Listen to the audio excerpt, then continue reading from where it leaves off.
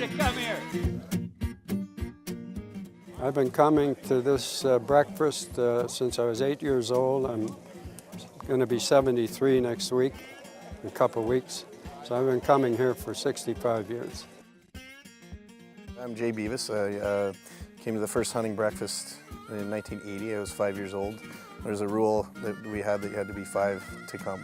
And I think that our dads made that up so that they didn't have to deal with us when they could just send us off with pellet guns out into the bush to go shoot at whatever little critters we could find and hopefully not get one in the eye.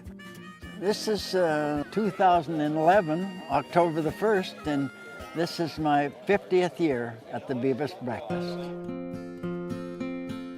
This is the story my father told me about the origin, the first hunting breakfast.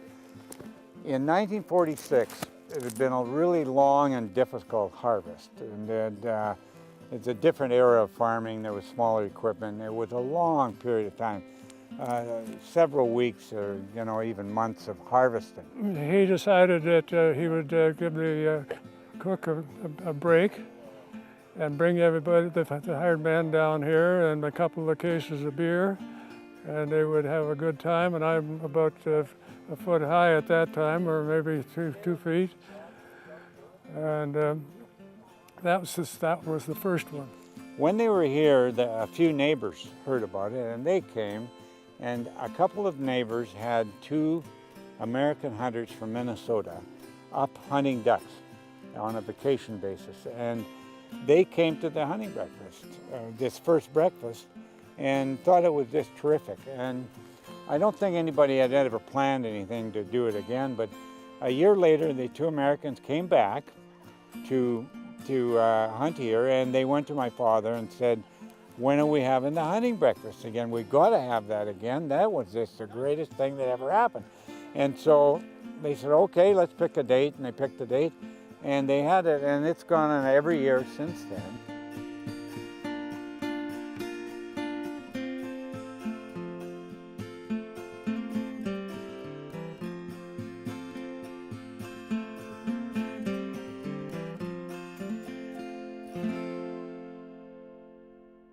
I always loved coming out here as a kid because we could just run free, and we'd check in and eat breakfast or whatever, and then we'd run out into these fields and find sticks and things that little kids find interesting and stuff, and not a whole lot of real trouble for us to get into out here. But I started out, as the kids do, we start out cooking the toast and kind of graduate through the levels of how the breakfast works. And we start off with the toast, and then now today I was supervising all the cooking of the food and everything.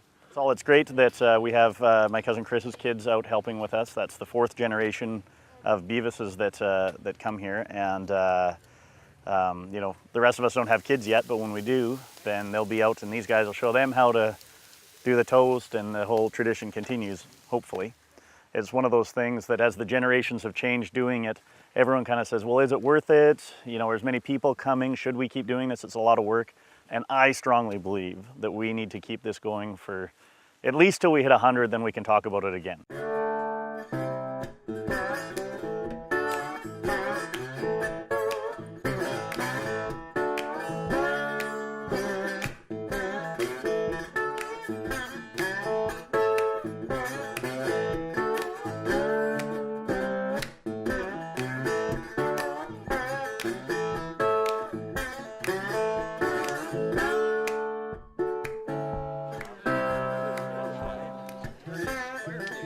What better thing to get up at 3:30 in the morning and drive for an hour and find a whole bunch of people hiding out in a forest. And there's bacon and eggs and sausages and even, a wee bit of whiskey if you want it, and coffee.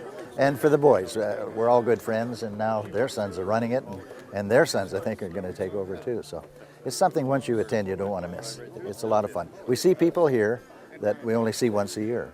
And if we see them the next time, they're dressed differently. We just don't know it's them. 65. So I've been at 45 of them, I think.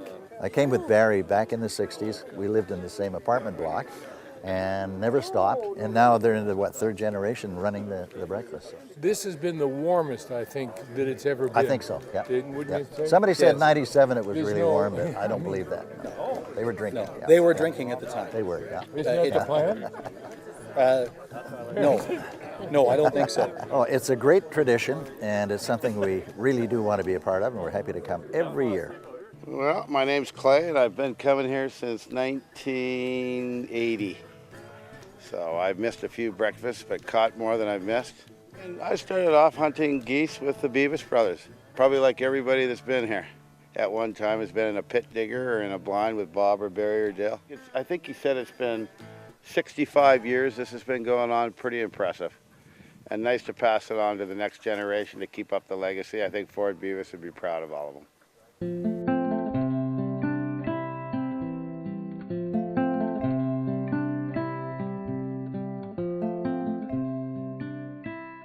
The uniqueness is that you see people you really know well, you sometime in your life spend a lot of time with them, and in times of change you've moved away, your lifestyle changed or your jobs changed, whatever, but you come and see them once a year. When I got here this morning, we were greeted by Dale at the outset, and I told him, I said, you know, we don't know that third generation. I get the invitation from the sons of the brothers, and so we met them all this morning, and that was nice. And it says right on the invitations, it says, you know, bring your family and friends, and then they come, and once you come, you kind of get hooked, and you're like, you know, hey, that was fun, let's go next year, and then we add you to the list. We try to keep it as nice as possible, but it's unhealthy food, eaten, you know, not quite with your hands, but almost with plastic forks in the middle of a field, and it's great. Christmas was not as exciting for me as the hunting breakfast. I was going to get so ready for it. I want my friends to come, and I want it to be a tradition for them and to bring their kids out, just like has been in the past. But we're losing that a little bit, and we're working on ideas to get more people out. And my uncle said, well, what's the benefit of having more people? Because this costs, the more people we have, the more money it costs. But the pride in putting it on is rewarded by how many people enjoy it. So